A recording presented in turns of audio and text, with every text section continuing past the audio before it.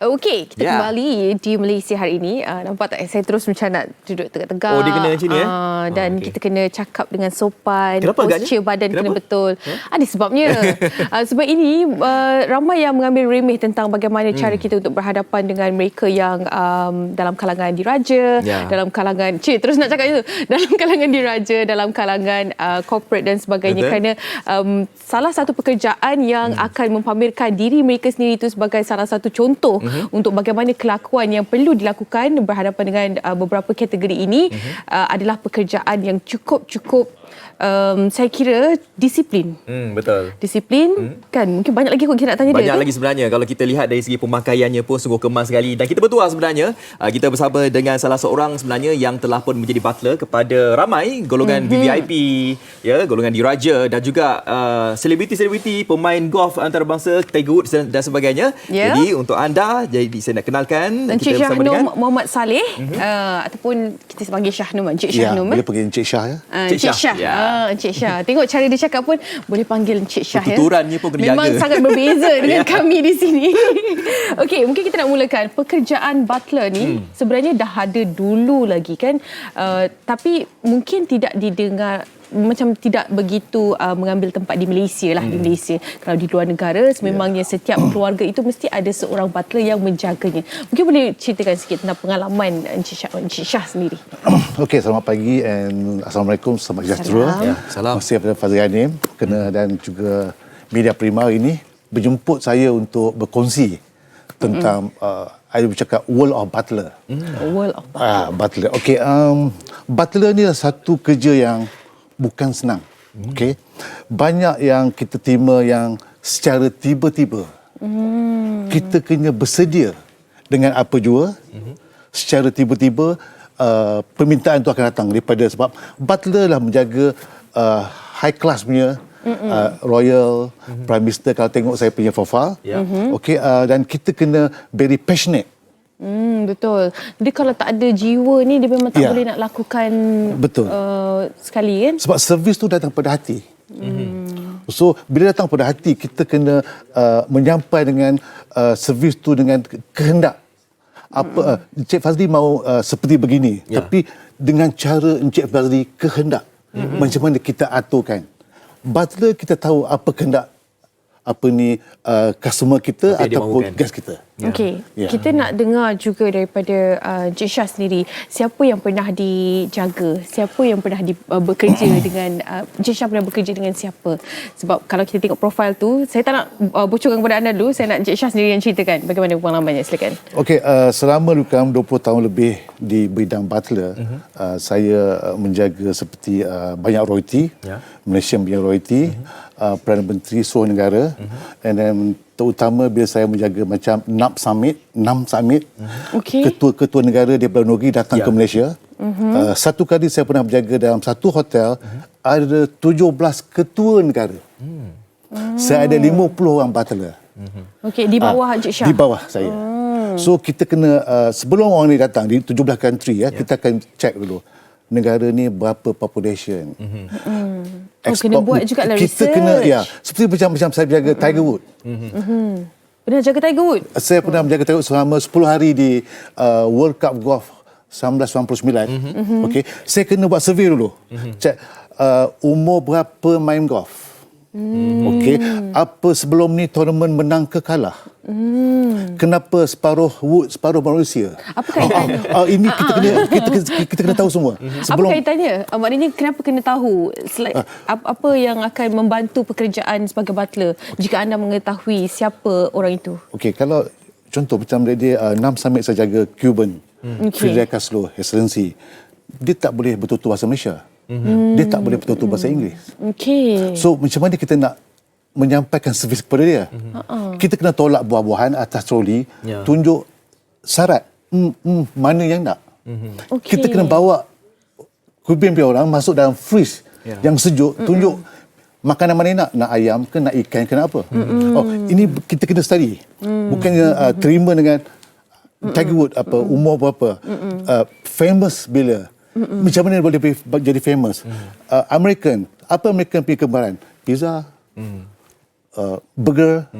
So kita kena faham Salah satu cara saya rasa untuk memulakan ada perbualan dekat situ untuk menarik minat dia. Macam kiranya kalau Encik Syah dah study pasal dia rasa macam impress lah. Oh, dia dah tahu semua pasal aku sebelum ni kan. Mungkin lah itu salah satu sebabnya.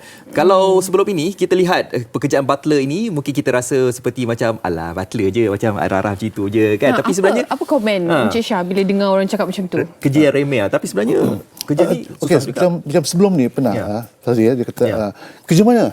Kerja hotel. Berapa? Butler. Oh, tukang masak ya? Tapi kau cakap, saya chief butler. Oh, ketua tukang masak. Tapi bukan. Sebagai butler, kita kena tahu protokol.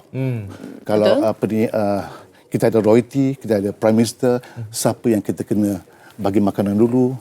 So, perbezaannya, waiter dengan butler ni more detail. Attend to detail.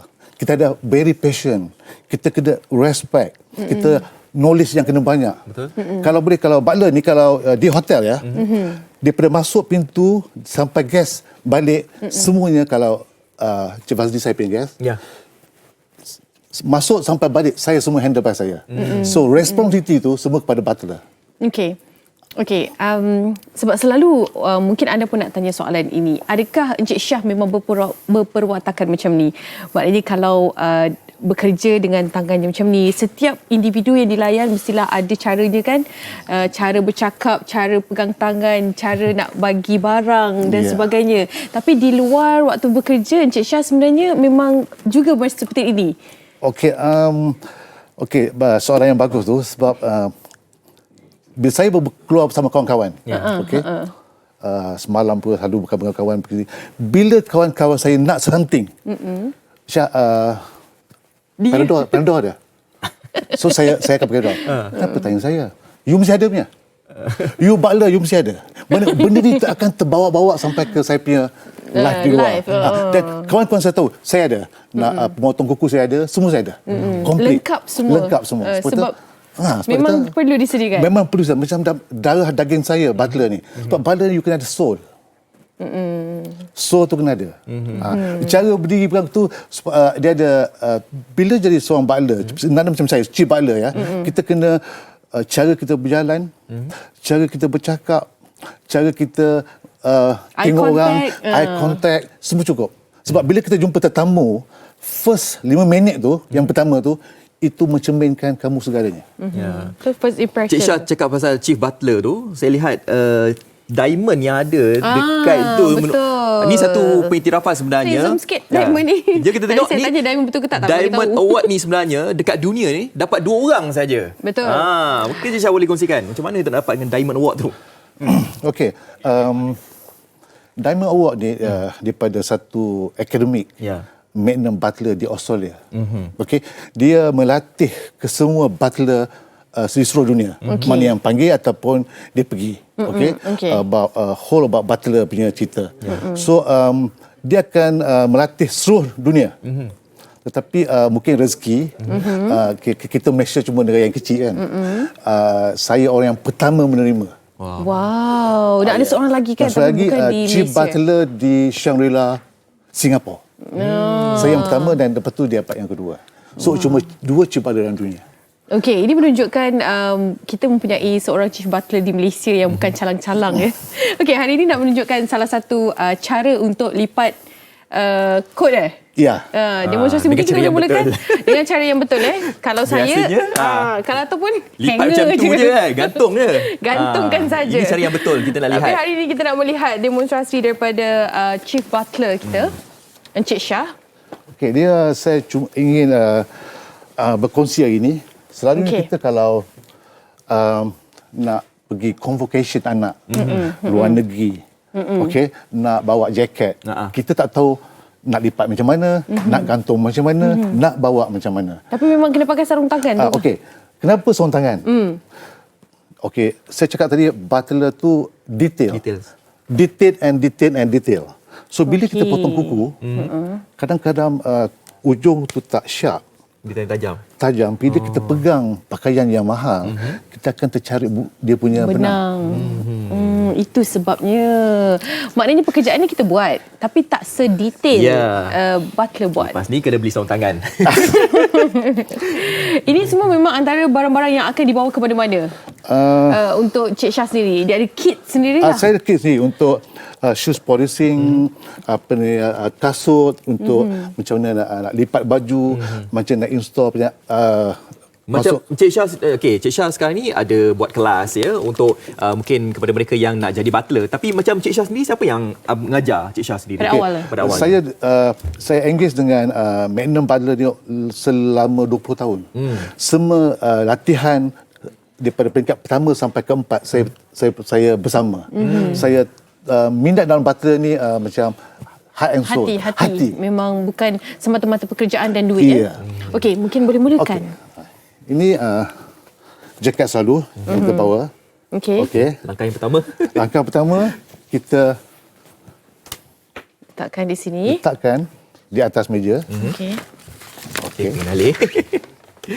Kita ada sponge. Jaket kita di sini, satu dan di sini. Okey, selalunya kusut baju tu terletak di lengan. Betul. Okey. Ini button dia, kita akan letak ke atas. Wow. Okey. Setelah tu, seterusnya kita akan pusing ke sebelah sini. Okey. Dan kita akan pusing sebelah sini. Okey. So, jaket kita akan nampak begini. Dan kita satu lagi pusing. Apa dia buat? Apa dia buat tak? Saya gantung je. Wow. Dan dia harus taruh yang atas sekali beg sebelum kita tutup. Sebelum ditutup last thing kita taruh. Barang-barang tak boleh letak atas Di dia atas. lah. Dia bagi atas sekali lah. Atas sekali. Sebab yang berat taruh di bawah. Yang ringan taruh di atas. Jaket selalu kita taruh di atas. Okey, apa sebabnya macam kita kena terbalikkan? Selain daripada kita sebenarnya boleh je lipatkan tak terbalik. Dia punya kusut dia akan nampak lebih.